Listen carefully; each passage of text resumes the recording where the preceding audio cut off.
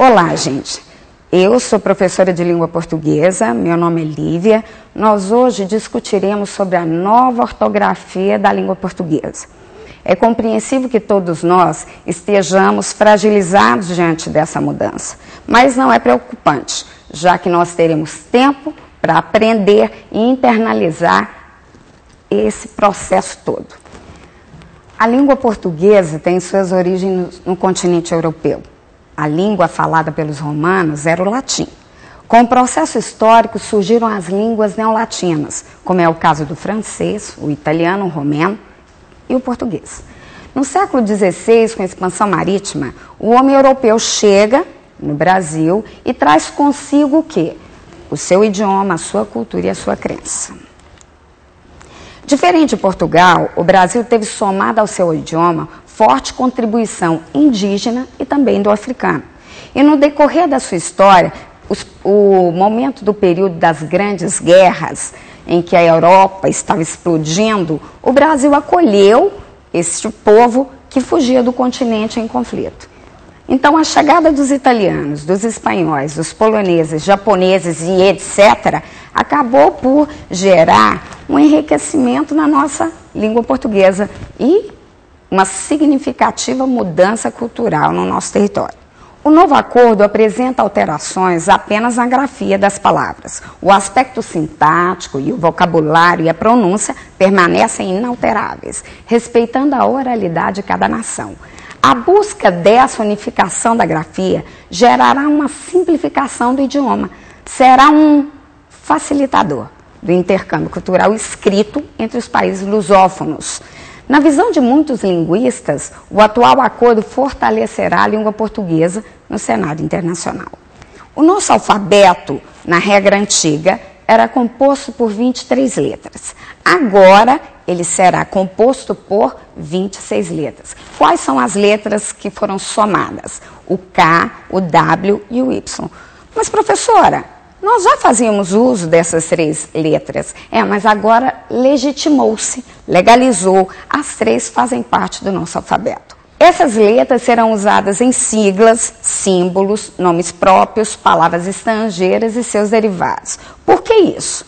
Porque o K não pode ser posto quando eu escrever uma casa, por exemplo. Mesmo sabendo que pouca gente usava o trema, agora estão vendo dificuldade em não usá-lo, não é? Bem, não existe mais o trema na nossa língua, apenas em caso de nomes próprios e seus derivados. Antigamente, falava-se sequência, tranquilo, mas agora continuará sendo assim. A pronúncia não vai ser alterada, apenas o acento, o trema, não será mais usado.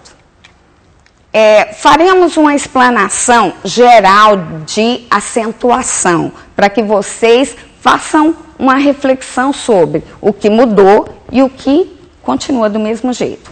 Os monossílabos tônicos, ou seja, as palavras que têm apenas uma sílaba e são fortes, serão acentuadas, continuarão acentuadas, quando terminadas em A, E, O, seguidas ou não de S. Agora, o que é isso, monossílabo tônico? O monossílabo que tem força. Para que vocês não se percam quando eu disser que uma palavra é oxítona ou paroxítona, então façamos uma revisão. As palavras quanto à sílaba tônica podem ser classificadas em oxítonas, se a sílaba tônica estiver na última sílaba. A palavra paroxítona, ela terá a sílaba tônica na penúltima sílaba. E a palavra proparoxítona, a tônica, estará na antepenúltima sílaba. Lembrando que toda palavra tem uma sílaba mais forte, acentuada ou não. Bem, gente, as oxítonas, elas continuarão sendo acentuadas, né? Terminadas em A, E, O, em, seguidas ou não de S, levarão um acento. Terminada em A, temos aí no exemplo, fubá. Em E, o café, em O, robô e em também. Então, as oxítonas em ditongos abertos continuam acentuadas. Herói, chapéu, olha aí o acento. Agora, as paroxítonas continuarão sendo acentuadas. as paroxítonas terminadas em... Olhem bem o que eu coloquei no visor. A palavra roxinol. Por que a gente usa essa palavra para se lembrar da paroxítona? Porque excluindo os Os, todas as palavras paroxítonas terminadas em R, U, X e NL, todas elas usarão um acento. Olha o R aí, revólver, U seguido de S, humus, com X, tórax, quando terminadas em I, o táxi, o N, o hífen e o L, fácil. Agora, continuam sendo acentuadas as paroxítonas terminadas em an, ans, uns e ps. Olha o som. Ofa, olhem aí no roteiro, médium, almus e bíceps. Até aí nada de novo, exato. Para que vocês consigam perceber a mudança das paroxítonas, eu preciso antes falar de uma teoria. Quando nós aprendemos, desde os primeiros anos de escola, que as vogais são A, E, I, O, U, de fato, era a informação correta.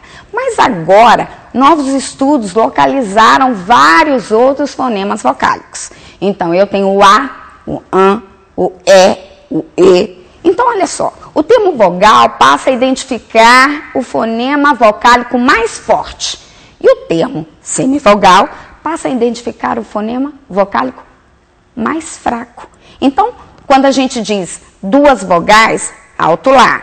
Vogal é o fonema, é o som vocálico forte. Então, vamos lá. Os ditongos, eles têm uma classificação extensa de tongo nasal, de tongo oral, aí, no visor, o ditongo crescente, semivogal e vogal, ou seja, a fraca e depois a forte. Guela. Olha o decrescente. Vogal forte e a semivogal, a fraca. Mal. E agora o ditongo aberto. Timbre aberto. Herói. Percebem? Herói. E o ditongo fechado? O timbre é fechado. Foi. Então, esta nova regra é de fato nova, foi alterada, que as palavras paroxítonas terminadas em ditongo aberto, que você já sabe o que é, não serão acentuadas. Olha a regra antiga. Assembleia. Heróico.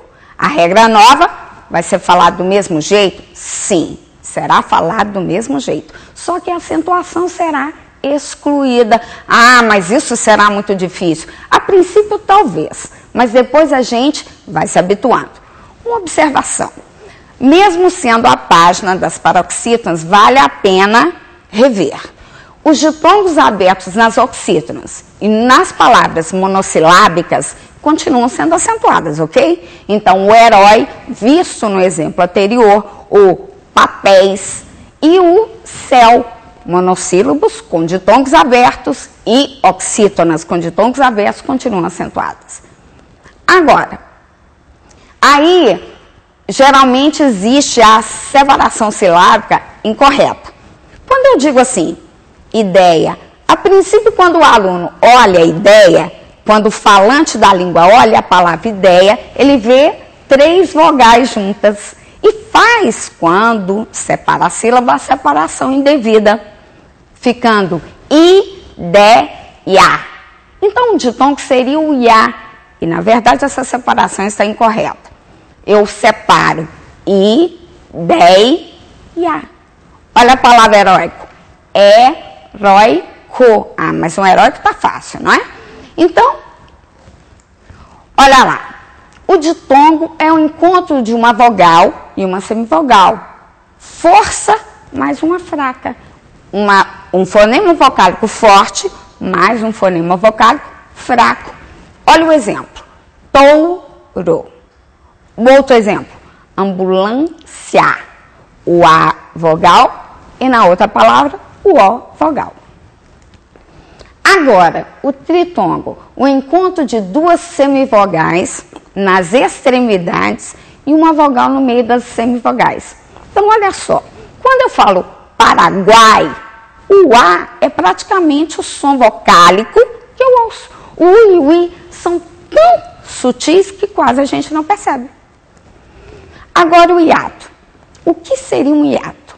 é o encontro de duas vogais, logo são fortes, que se separam em sílabas diferentes. Ó, saúde. As duas são vogais e por isso estão distantes uma da outra. Então, olha só, os hiatos o e e não mais são acentuados. Como é isso, Lívia?